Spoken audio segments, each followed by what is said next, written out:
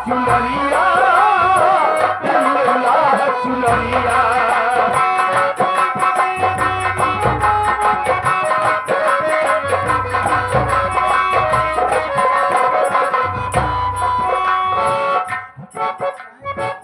श्री ओमकार नाथ पटेल साहब 51 रुपये दे रहे हैं। अजो आत्मा यहाँ से खत्म होकर गई आत्मा की शांति के लिए और आपके गीत पर ये आपने स्पेशल दे रहे हैं 51 रुपया। हमारी पार्टी हार्दिक स्वागत अभिनंदन वंदन करती है। जी चाचा जी को प्रणाम पहुंचिए, आशीर्वाद की कामना है।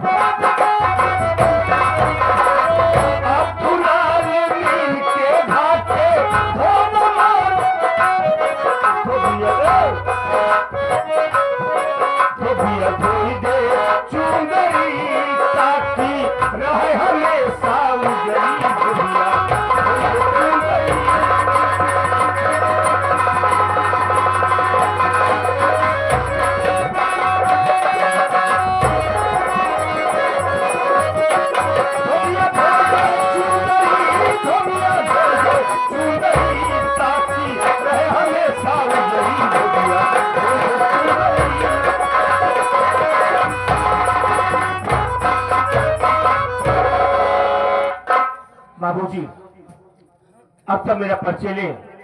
मैं कौन हूँ, कहाँ का रहने वाला हूँ और मेरा नाम क्या है।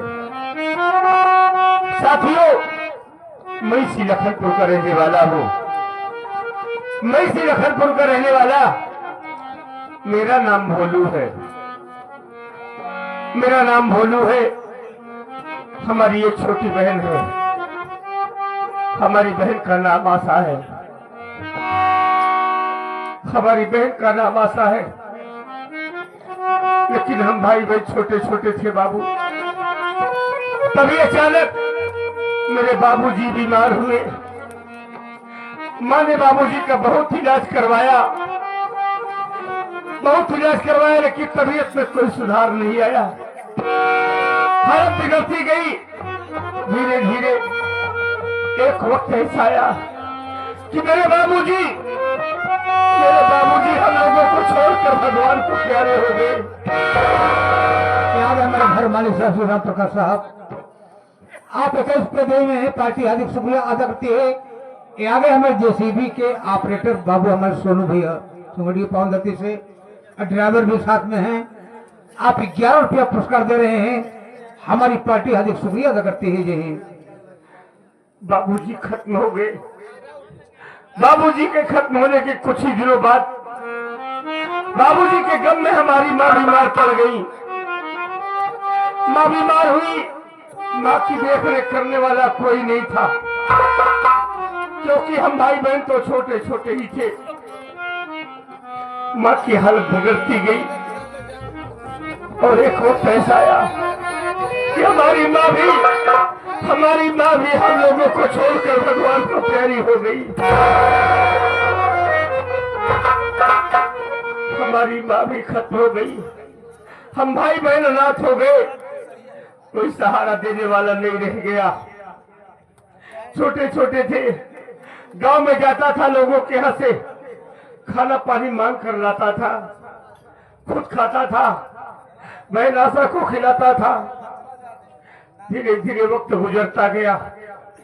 मैं जानने समझने के लायक हुआ। फिर बस्ती में जाकर लोगों के यहाँ मेहनत मजदूरी का काम करने लगा। जिंदगी का गुजर बसर होने लगा। अपना पेट पाल रहा था, बहन आशा की परवरिश कर रहा था। लेकिन अब तक की जिंदगी तो बीत गई बाबू। लेकिन अब हमारी समझ में कुछ नहीं आ रहा है कि अब क्या करें, क्योंकि हमारी बहन आशा सयानी हो गई है। शादी की योग्य हो गई है। मैं गांव में मेहनत मजदूरी का काम करता हूँ। कभी काम मिलता है, कभी नहीं मिलता है। 2-2 दिन, 4-4, 10-10 दिन बैठा रहता हूँ। जो कमाता हूँ बराबर खर्च भी नहीं हट पाता है। तो कैसे अपने बहन की शादी करूं? देख रहा हूं कि समाज में दहेज की आग लगी हुई है। बिना दहेज के शादी नहीं हो रही है। बहन की शादी किसी तरह को खाए जा रही है।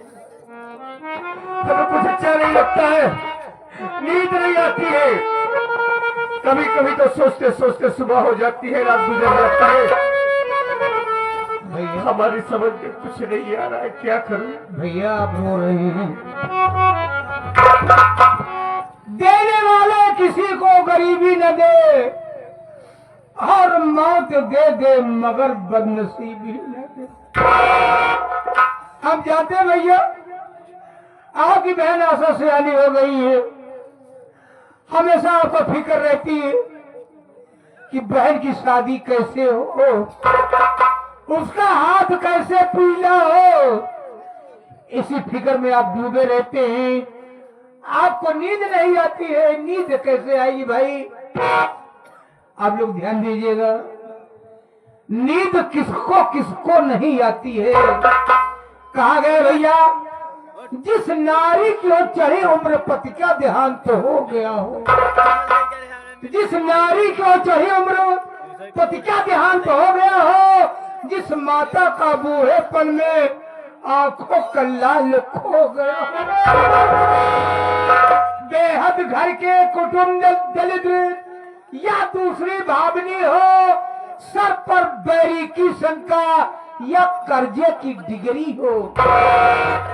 जिस घर में सांप का रहे बास और छप्पा से गिरता पानी हो और उसको सुख नींद कब आएगी? जिस घर में बहन से जिस घर में बहन बेटियां सियानी हो जाती भैया, नींद नहीं आती है। न तो खाना अच्छा लगता, न किसी की बात अच्छी लगती है। भैया लगी बाजार माया, किसी का नाम दुनिया है। और कोई अमीर है, कोई गरीब है। रोने धोने से कोई नतीजा हाल होने वाला नहीं भैया। क्या करूं भाई, क्या करूं? अरे जानता सब कुछ हो, अनजान नहीं हो, लेकिन जान कर भी अनजान बन जाता हो। बहन के सामने कभी रोता नहीं, क्योंकि अगर हमारी बहन जानेगी, हमें रोता हुआ देखेगी, तो उसके दिल में बहुत मलाल होगा। भैया जिस तरह से आप रो रहे हैं, आंखों में आंसू है। अगर बहन यहाँ पर आ गई, आंखों में आंसू देखेंगे, उनके ऊपर क्या गुजरेगा? अरे नहीं भाई, बहन के सामने कभी रोना नहीं है। हमारी बहन ये सब न जानने पाए। हाँ भैया, कि हम उसकी शादी की चिंता में रोते रहते हैं।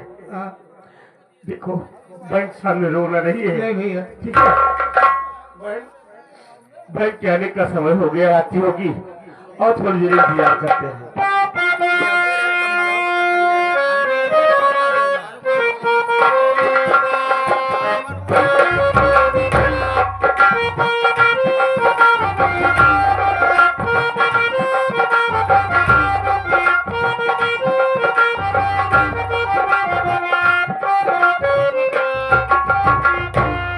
नमस्ते भैया।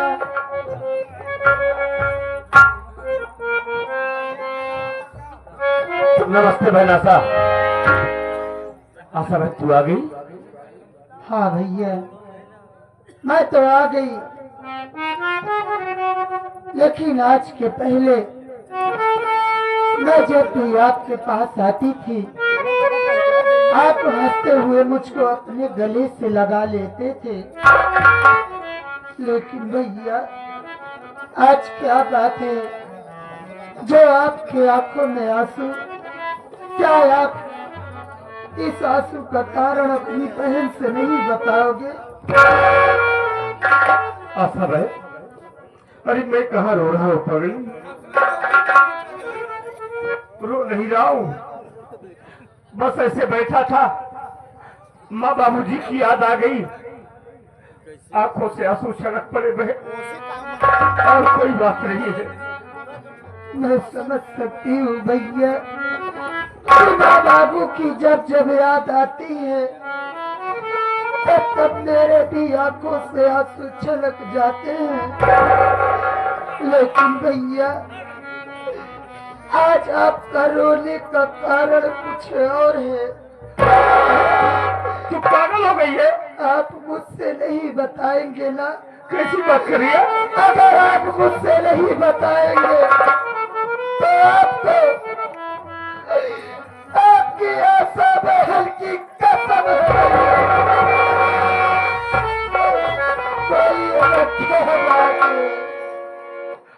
आशा बहन, अरे तू छोटी छोटी बात को लेकर हमें कसम देकर मजबूर क्यों कर देती है? तू मेरे रोने का कारण जानना चाहती है ना? सुन बहन, हम तुमसे जरूर बताएंगे।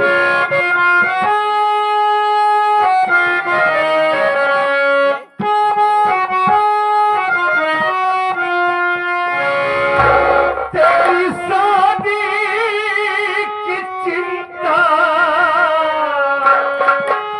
है सब है, किस तरह से मैं तेरी सगाई करूं।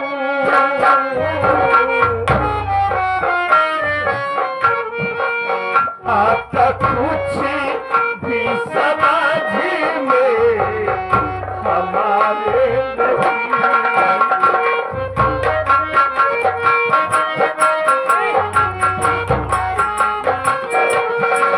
आता कुछ भी समझ में हमारे नहीं। किस तरह से मैं तेरी विदाई करूं। आता कुछ भी समझ में।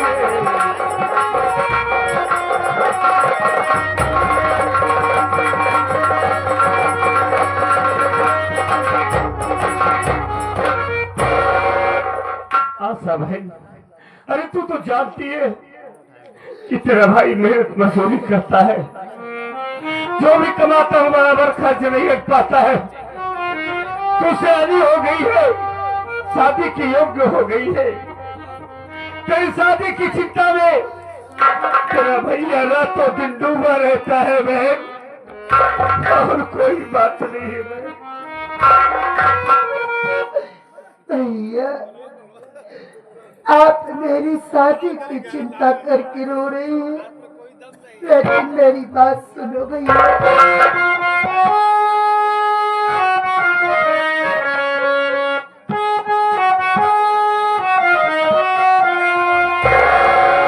मेरी शादी की चिंता ना भैया करे, पहले शादी तुम्हें आती रचाओ फिर